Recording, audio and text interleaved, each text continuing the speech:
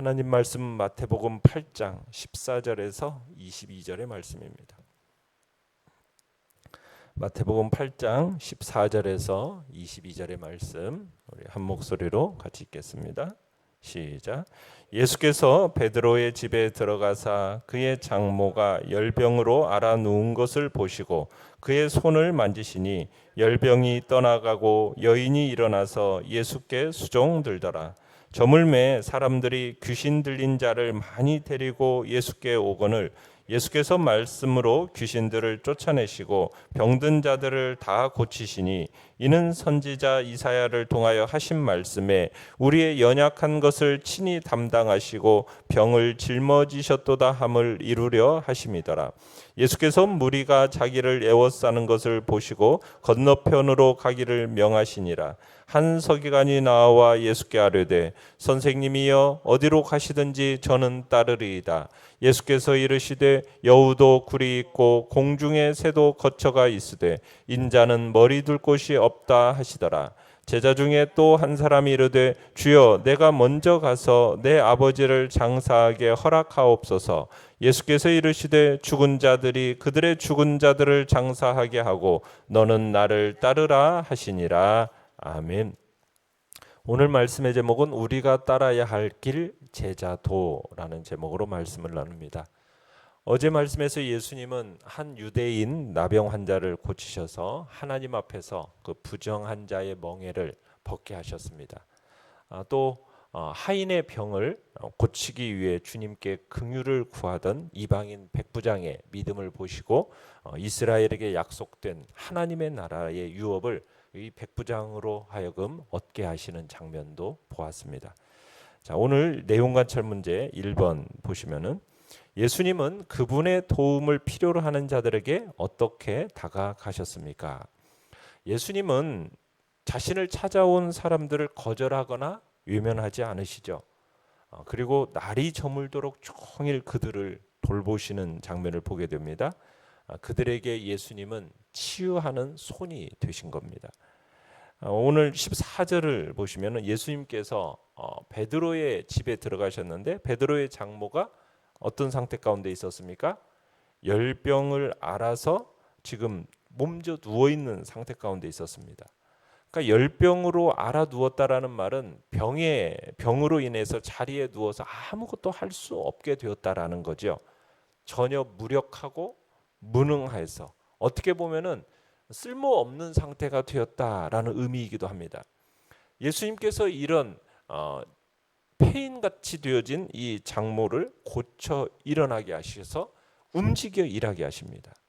그래서 15절에 보면은 열병이 떠나가고 여인이 일어나서 예수께 수종들더라라고 얘기합니다. 그러니까 병으로 무력하게 된 자를 예수님께서 고쳐 일어나게 하시더니 그리스도께 수종들어 섬기는 일을 할 수 있게 하셨다는 얘기죠. 그러니까 죄의 병으로 말미암아 하나님을 섬기는 일에 있어서 정말 전혀 무능하고 무력하게 되었던 자를 고쳐 일으키셔서 주님을 수종들어 섬기는 복된 삶을 회복시켜 주셨다는 얘기입니다. 어쩌면 베드로의 장모는 열병에서 회복된 이후에 그날 이후 평생 동안 주님을 섬겨서 수종하는 자로 살게 되었을 걸로 보여집니다. 자, 이 이외에도 예수님께서 수많은 병자들을 고치시는데요. 16절에 보면 저물매 사람들이 귀신 들린 자를 많이 데리고 예수께 오거늘 예수께서 말씀으로 귀신들을 쫓아내시고 병든 자들을 다 고치시니 예수님의 말씀 한마디에 귀신들이 다 쫓겨나가는 겁니다. 쫓겨나가지 않는 귀신이 없는 거예요. 낫지 않은 질병도 없었습니다. 자, 이 사실을 마태는 이사야 선지자의 예언을 빌려서 밝히고 있죠. 17절에 뭐라고 얘기하고 있습니까? 이사야 선지자 이사야 선지자를 통해서 하신 말씀에 우리의 연약한 것을 친히 담당하시고 병을 짊어지셨도다 함을 이루려 하심이라. 단순히 그저 몸이 병들고 육신이 상한 자를 불쌍히 여겨서 긍휼을 베푸셨다 이 얘기를 하는 게 아닙니다. 이 말씀은 고난의 종 메시아로서 그 백성의 죄와 허물을 친히 담당하시는 일을 하셨다. 그런 일의 일환으로서 행하신 일이다라는 의미입니다. 그러니까 그 백성의 죄와 허물을 친히 담당하셨다는 거죠.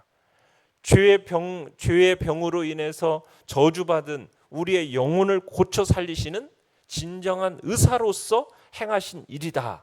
지금 그 얘기를 하고 있는 겁니다. 자, 사람들의 귀신 들린 자, 병자들이 많이 데려오니까 일일이 말씀으로 이제 귀신들을 축출하시고 병을 다 고쳐 주시니 어느덧 예수님 주위에 막 큰 무리가 모이게 됩니다. 병을 고치기 위해서 오가는 사람들이 큰 무리를 이룰 만큼 이제 모여들었다는 얘기예요. 자, 이것을 보시고서 예수님께서 뭐라고 말씀하십니까? 18절에 건너편으로 가자라고 얘기하시죠. 자, 예수님의 명령대로 아마 배를 타고 준비 중이었을 겁니다. 그때 한 서기관이 예수님께 나와서 선생님이요, 어디로 가시든지 제가 따르겠습니다. 예수님의 제자가 되어서 주께서 가르치는 길을 따르겠다. 이렇게 지금 아뢰고 있습니다. 자, 이에 대해서 내용과 질문제 2번. 예수님은 그분을 따르고자 했던 한 서기관과 제자에게 무엇이라고 대답하셨습니까? 자, 예수님께서는 매우 뜻밖의 대답을 하십니다. 뭐라고 답변하고 계시죠? 여우도 굴이 있고 공중에 새도 거처가 있으되 인자는 머리 둘 곳이 없다. 자, 예수님의 말씀의 의도는 무엇이겠습니까? 서기관에게 예수님을 따르는데 수반되는 어려움을 말씀하고 계시는 거예요. 예수님을 따르는 자가 겪게 될 고난을 말씀하고 계시는 겁니다. 그러니까 예수님을 따르는 사람은 천하의 머리 둘 곳도 없는 선생을 따르고 있다는 사실을 잊지 말라는 겁니다. 예수님의 제자가 되어서 그를 따른다는 것은 이처럼 험난하다라는 사실을 일깨우고 있는 거죠. 그러니까 모든 신자는 예수 그리스도께 속하게 됨으로써 겪게 될 그 고난을 각오해야 되는 겁니다. 예수님 안에서 참 신령한 안식을 얻는 것은 사실이지만 동시에 핍박과 고난을 겸하여 받게 될 수밖에 없다라는 것을 우리에게 확인시켜주고 있는 겁니다.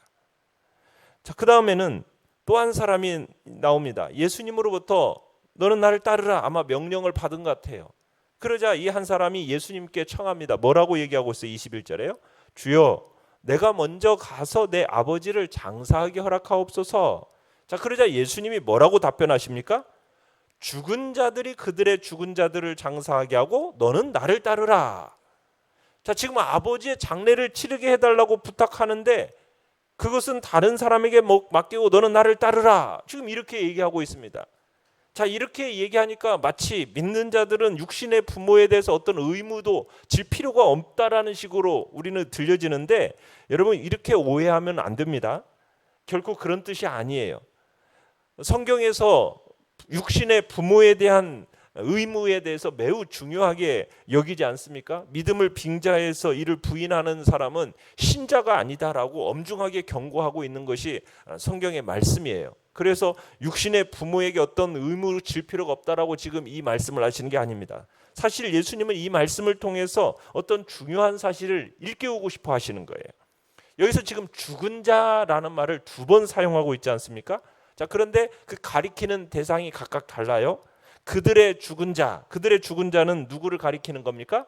이 제자의 죽은 부친을 가리키는 거죠. 자, 그런데 죽은 자는 또 누구를 가리키는 겁니까? 이 죽은 부친을 장사해야 하는 사람들을 가리키는 건데 일반적인 의미로서 이 사람들은 죽은 사람이에요? 죽은 사람이 아니에요? 죽은 사람이 아니에요. 그럼에도 불구하고 이 사람들을 가리켜서 뭐라고 부르고 있어요? 죽은 자라고 부르고 있다라는 거예요. 지금 육신이 죽어서 장례를 기다리고 있는 부친이나 살아 있어서 그의 장례를 치를 사람이나 다 함께 죽은 자다. 어떤 죽음을 얘기하는 거겠습니까? 영적인 죽음에 대해서 지금 말씀하고 계시는 거예요. 그러니까 주님을 믿고 따르는 제자가 누리는 이 생명, 신령한 생명의 본질에 대해서 일깨워 주시는 말씀인 겁니다. 영생의 차원에서 본다면 저들은 비록 지금 살아 숨쉰다고 움직이고 있는 것 같아 보이지만 그들은 어떤 사람이다? 죽은 자라는 거예요. 너는 그런 죽음과 사망에서 참 생명의 나라로 옮겨진 자다라는 것을 지금 깨닫게 하고 계시는 겁니다.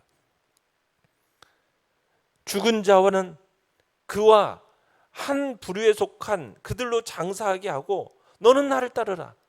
너는 너는 네가 속한 참 생명의 나라, 하나님의 나라, 그 나라를 전파하라. 지금 그가 어느 나라에 속한 존재인지 그로 하여금 깨닫게 하시기 위해서 지금 이런 말씀을 하신 겁니다. 자, 영과 묵상 문제 3번입니다. 예수님을 따르는 삶이란 결국 어떤 삶이라고 생각합니까?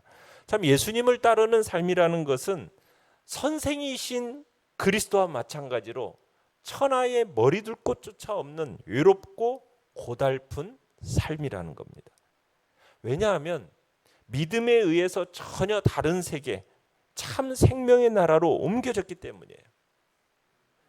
그리고 이것에 의해서 이전에 그가 속했던 모든 것으로부터, 그러니까 부모 자식이나 형제와 친족, 이런저런 세속적이고 육적인 인간 관계로부터 근본적으로 단절이 되어지기 때문에 정말 외로운 삶이고 고달픈 삶이라는 거예요.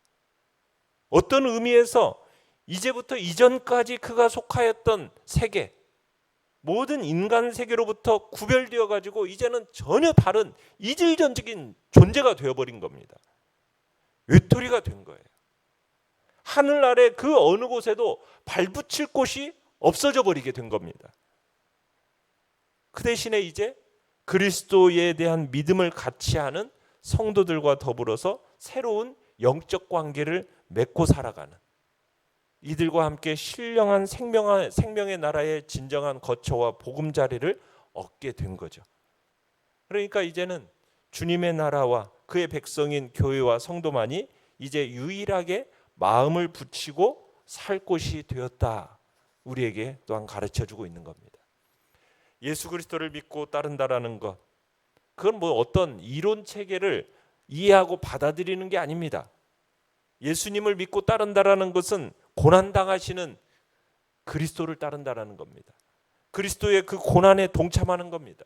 자기 십자가를 지고 주님을 따르는 겁니다. 육적인 생명과는 다른 영생을 소유하게 되는 것입니다. 이 생명을 소유했느냐, 이 생명을 소유하지 못했느냐에 따라서 온 인류가 죽은 자 산자로 딱 나눠지게 되어 있어요. 나누게 되는 거예요. 너무나 근본적인 차이고 근본적인 나눔입니다. 모든 육적인 관계, 심지어 아버지와 자식과의 관계에도 이 차이 앞에서는 무의미할 수밖에 없다라는 것을 지금 보여주고 있는 겁니다. 믿음이라는 것은 결국 자기 십자가를 지고 주님을 따르는 것입니다. 사망에서부터 육적인 생명을 초월하는 신령하고 생명의 나라로 옮겨졌다라는 것, 이것을 우리에게 지금 보여주고 있는 거죠.